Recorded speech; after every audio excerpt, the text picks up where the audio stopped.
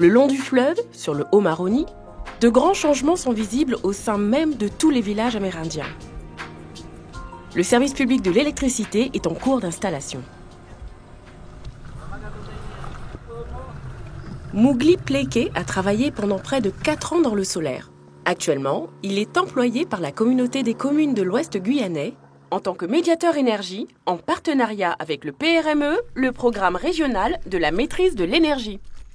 Aujourd'hui, il se rend à Taluène sur un chantier un peu particulier qui rassemble 9 jeunes du village. Ma mission va durer 1 an. Je vais préparer les gens à l'arrivée de l'électricité. Sur cette maison, on va former les jeunes et on va expliquer c'est quoi vraiment la mise aux normes dans une maison. C'est important parce qu'avant on découvrait que chez les habitants, quand on voyait des câbles par terre, les câbles coupés, scotchés par terre sous la pluie. Et du coup on montre aux jeunes que la mise aux normes c'est comme ça qu'il faut faire. De la boîte, tu redescends, tu vas à l'interrupteur. Le projet d'électrification du Haut-Maroni réunit de nombreux partenaires.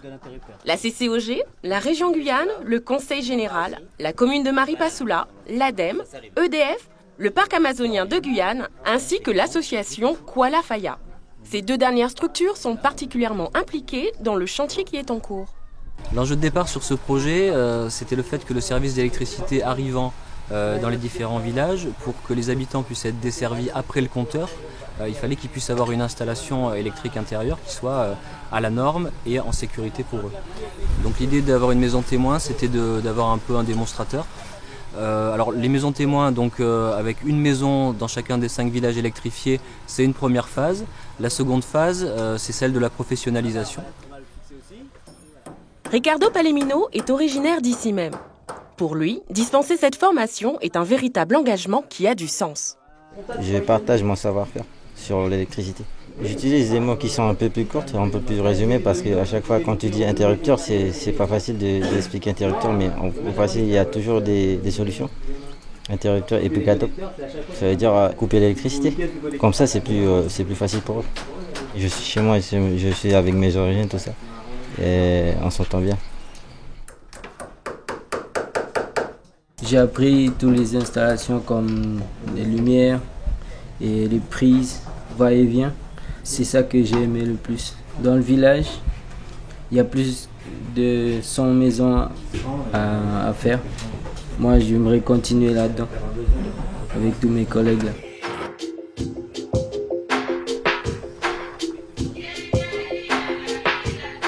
L'électricité produite sur le Haut-Maroni sera hybride, principalement solaire, complétée par du thermique.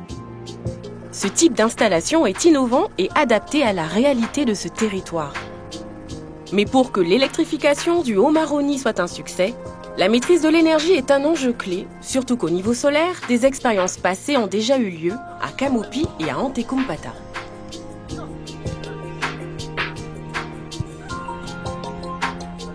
Mowgli Pleike bénéficie ainsi de formation vis-à-vis de son rôle de médiateur énergie et son travail est orienté par des objectifs fixés par l'ADEME. Donc là on peut voir ce qui est fait actuellement sur Antekumpata, les habitudes de consommation actuelles. Et si rien n'est fait, on peut voir que dans 7 ans, on arrivera à une explosion de la consommation électrique.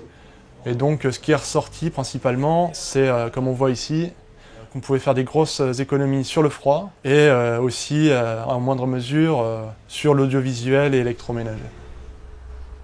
Donc voilà des exemples concrets de ce qu'on a pu observer sur le Haut-Maroni jusqu'à présent. Des appareils électroménagers qui doivent être entretenus. Par exemple ici on voit un joint où on peut carrément faire passer un stylo. Ça montre bien que le froid n'est pas maintenu dans l'enceinte du congélateur.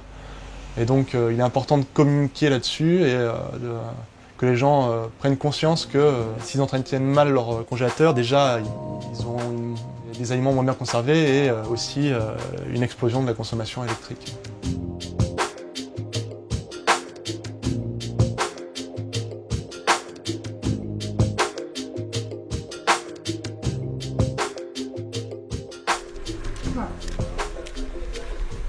Sur le terrain, Mowgli fait du porte-à-porte.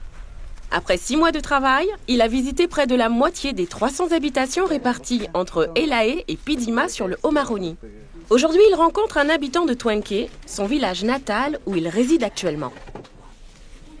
Quand je rencontre les habitants, je leur parle de l'étiquette énergie, sur la classe climatique, sur l'éclairage et sur les appareils mis en veille, et sur la sécurité, sur les dangers. Au niveau des gestes, c'est qu'il ne faut pas laisser le congélateur ouvert comme ça, l'air est partir et revenir 2 heures après. Il faut fermer, tu prends, tu fermes, tu pars, tu reviens, tu refermes. Après, il faut dégivrer aussi, il faut débrancher. Il y a plein de gestes comme ça pour économiser l'énergie. Pour moi, c'est bien parce qu'il ne faut pas que je consomme beaucoup aussi l'énergie. Ce que je paye à chaque mois, ça doit être dur aussi. J'ai besoin tellement les congélos pour mettre mes viandes, tout ça. Et plus pour les devoirs pour mes enfants, s'il n'y a pas de lumière, ils ne peuvent pas travailler. Ça fait longtemps qu'on attend ça. Jean-Marie Elae a même fait construire une nouvelle maison aux normes électriques pour y faire sa chambre et y stocker ses congélateurs. La mise en service du réseau est prévue pour le dernier trimestre 2015.